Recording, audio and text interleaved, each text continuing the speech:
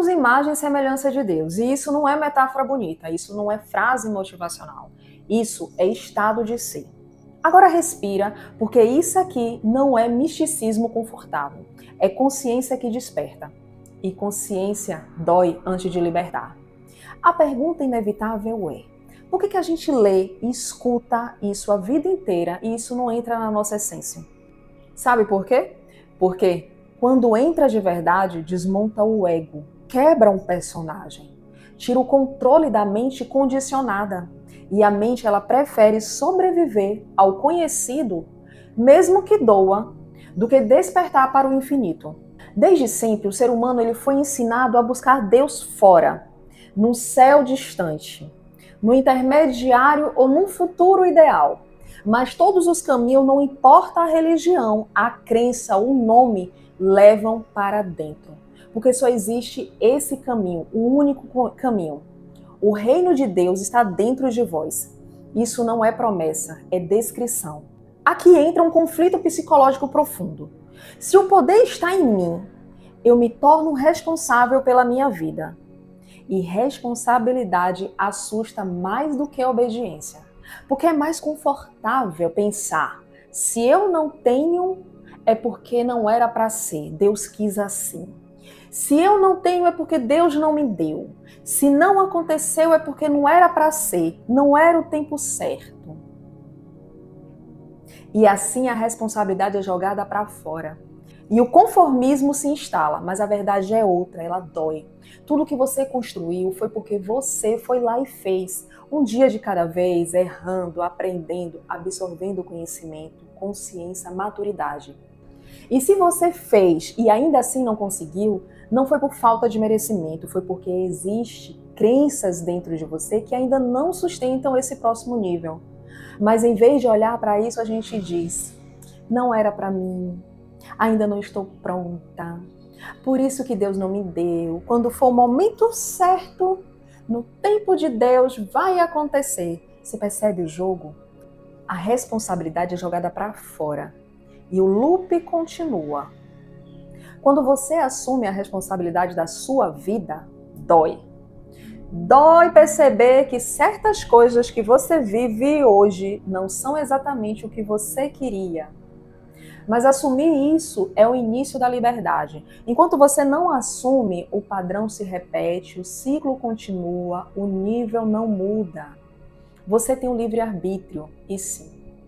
O bom e o difícil que você viveu passou pelas suas escolhas, conscientes ou não. Isso não é culpa, é poder devolvido. O problema nunca foi falta de poder, foi desconexão da consciência. E por isso tantos sistemas antigos usam histórias, símbolos, metáforas, não como religião, mas como mapas da mente humana. Quando você identifica suas crenças, é exatamente isso que acontece. Você pergunta internamente o que você realmente quer. Porque ninguém muda sem antes encarar a própria crença. Muitas pessoas não querem a cura. O que elas querem é a identidade da dor. Porque o cérebro ele busca identidade e previsibilidade, mesmo que doa. Então, quando alguém vive anos numa dor, ela recebe atenção por isso, ela justifica seus limites por isso. Ela cria pertencimento, ela cria narrativa por ela. Curar significa perder esse papel, perder o discurso, perder a justificativa, perder o lugar conhecido. E isso assusta mais do que continuar sofrendo. Quando você fala em acolher as sombras, a lógica é simples e direta. Sombra acolhida vira potência. Sombra negada vira sabotagem. Isso não é religião, isso é integração psíquica. Tudo aquilo que você rejeita em si não desaparece. Só passa a operar no inconsciente. Quando você fala em ressignificar a própria história, não é apagar o passado. É mudar o lugar de onde você olha para ele. A mesma experiência pode ser prisão ou portal, trauma ou mestre, peso ou combustível. Quando a narrativa muda, o passado deixa de te puxar para trás e começa a te empurrar para frente. Trauma ressignificado vira missão. Então qual é a sua missão? Por isso, quando alguém passa pelo seu processo, ela não vira outra pessoa. Ela lembra quem sempre foi, antes do medo, antes da culpa, antes da adaptação. Por isso a vida começa a fluir, por isso as portas se abrem, por isso o esforço diminui. Não porque o mundo mudou, mas porque a frequência interna voltou ao alinhamento original. E aqui está o ponto que quase ninguém tem coragem de dizer. O despertar não é forçado. Consciência não é obrigatória. Sempre houve escolhas e sempre haverá. Cada pessoa decide continuar repetindo os padrões ou atravessar o desconforto de se olhar. E sim, olhar para si dói. Dói antes de libertar.